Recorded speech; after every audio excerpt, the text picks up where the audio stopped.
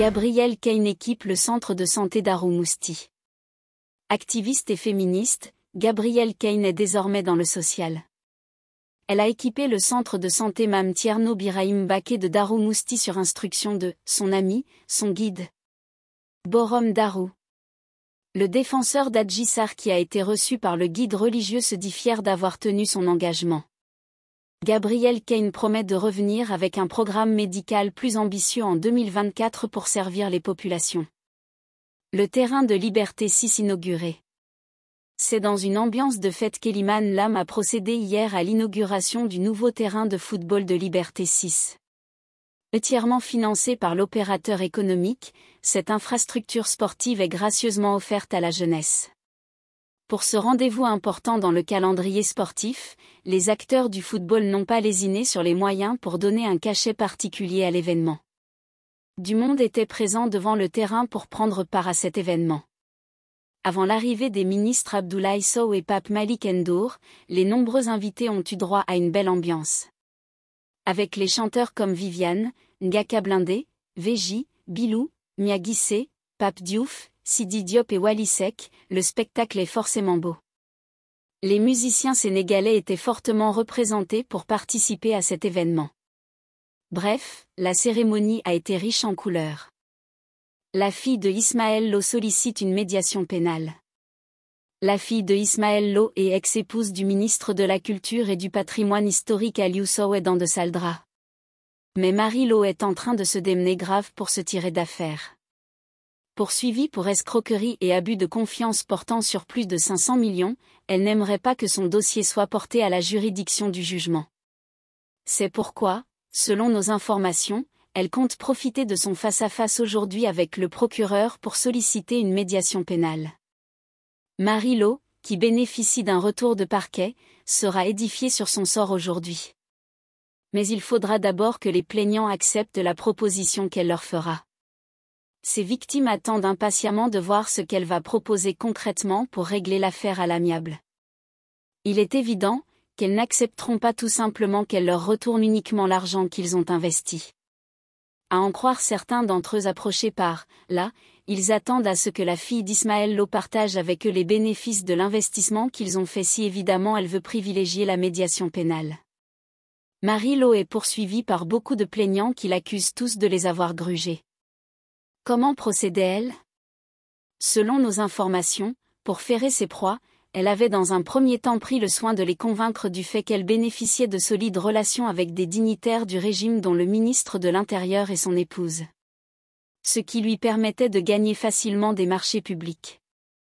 Ainsi, convaincus, ces derniers mettaient de l'argent dans ces marchés pour partager avec elle plus tard les bénéfices. Toujours selon nos sources, elle a travaillé à 9 reprises avec la plupart de ces hommes d'affaires. Mais, c'est à partir du 7e marché gagné qu'elle a commencé à agir de façon malhonnête en leur donnant des chèques blancs. Les victimes ont dû saisir la section recherche pour l'avoir mise hors d'état de nuire. Litige foncier à Malika.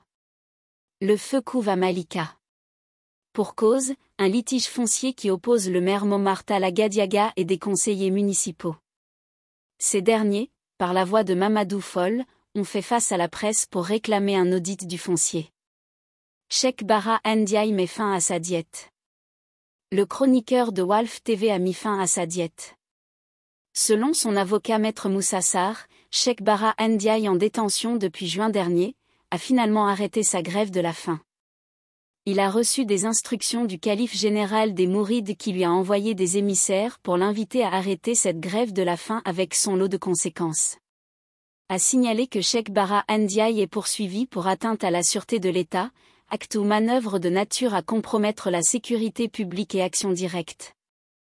Enrôlement de 100 000 talibés, 10 000 maîtres coraniques. Se soigner est un véritable casse-tête pour les pensionnaires des écoles coraniques ainsi que leurs maîtres. Cela sera bientôt un vieux souvenir. Grâce au partenariat signé avec la Fédération nationale des associations d'écoles coraniques du Sénégal et l'État du Sénégal via la Haute Autorité du WAC et l'Agence de la couverture maladie universelle. Dans la première phase, 100 000 talibés, 10 000 maîtres coraniques et leurs familles ainsi que 700 marraines de Dara communément appelées Ndeyou Dara, de Saint-Louis, Diourbel, Thiès, Fatick, Kaolack, Kaffrine, Louga, seront enrôlés. Le corps d'un garçon de 10 ans retrouvé dans une fosse septique. Le corps d'un garçon âgé de 10 ans, en état très avancé de décomposition, a été découvert dans une fosse septique au quartier de Tabangwa de la commune de Kaolack, après avoir été porté disparu depuis 3 jours, a appris l'APS. L'enfant est originaire du quartier Medina Mbaba. Il était recherché par ses proches depuis jeudi dernier, jour où une forte pluie s'est abattue dans la capitale du Saloum. Informés de la découverte macabre survenue aux environs de 10 heures, des éléments de la compagnie d'incendie et de secours de la Brigade nationale des sapeurs-pompiers se sont dépêchés sur les lieux pour extraire le corps sans vie du jeune garçon. Il a été reconnu à travers les habits qu'il portait au moment de sa disparition, nous a-t-on confié au niveau de ce quartier. Le corps ayant été déposé à la morgue de l'hôpital régional El Hadji Ibrahima Niasse, CRIN, de Kaolack, la police a ouvert une enquête pour déterminer les véritables causes de ce drame. Les enseignants libéraux plébiscitent Karim Wade. Les enseignements libéraux se veulent formels sur la dernière modification du code électoral et de la Constitution. Selon eux, Karim Meïssa Wade n'est nullement concerné par ces changements du code électoral issus du dernier dialogue national. Dans un communiqué parvenu à le secrétariat national des enseignants libéraux rappelle que leur candidat est redevenu électeur et éligible depuis le 20 août 2020. Il précise dans la foulée que Karim Wade avait refusé une amnistie en se fondant sur son sens de l'honneur et son attachement aux valeurs sénégalaises tout en exigeant la révision de son procès, principale motivation de la participation du PDS au dialogue national. S'agissant par ailleurs de sa double nationalité, le secrétariat national des enseignants libéraux renseigne que Wade fils est actuellement exclusivement de nationalité sénégalaise. En plus, disent-ils, Karim Wade est en règle avec le fisc avec l'obtention d'un quitus fiscal en 2019, année depuis laquelle il n'a exercé aucune activité professionnelle sur le territoire national. Au regard des potentialités énormes dont regorge notre pays et du génie de son peuple, les enseignants libéraux appellent ainsi les Sénégalais à croire à un avenir plus prometteur avec surtout le retour imminent du président Karim Wade dont le leadership confirmé, la vision éclairée et les compétences avérées dans la gestion des affaires de l'État ont fini de convaincre qu'il est le seul modèle alternatif qui soit capable de sortir le Sénégal de l'ornière. Cela passera immanquablement par la réconciliation nationale, des réformes hardies dans le système judiciaire, la renégociation des contrats pétroliers et gaziers, la redéfinition des outils de planification du développement économique et social du pays. Financement de 21 millions aux femmes de Yoff. Le président de la coalition d'union nationale, Joando Sunugal Sakanam, Mame Ousmane Ndouaye, vient à la rescousse des femmes de Yoff.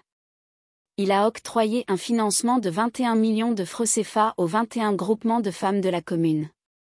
La cérémonie s'est tenue ce samedi à Yoff en présence des présidentes des mouvements femmes. Selon le candidat déclaré à l'élection présidentielle, cette activité entre en droite ligne avec son programme.